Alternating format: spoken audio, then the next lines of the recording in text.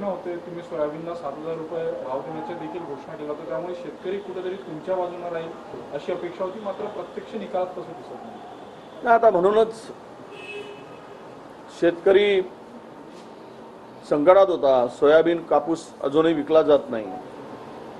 MSP तर सोडाच, त्याचा कितीतरी कमी भाव मिळतो आहे.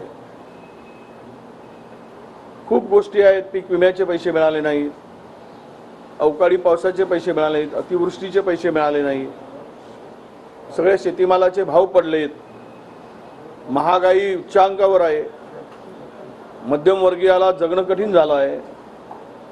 हे सगळे प्रश्न ऐरणीवर असताना, सरकारच्या विरुद्ध राग असताना अशा प्रकारचा ज्यावेळेस निकाल येतो त्यावेळेस स्वाभाविकपणे लोकांच्या पुढे असे प्रश्न निर्माण होतात.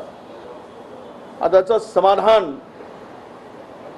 आणि उत्तर याची वाट बघतो आम्ही.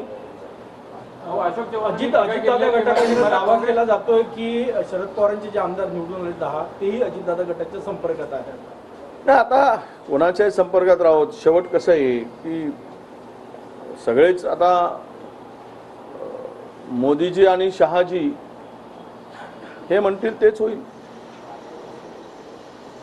आता राजे बोलायचं, राजा बोले और दल हले, वो दल वैसे ही हलता है और राजे जे करतील ते होणार आहे.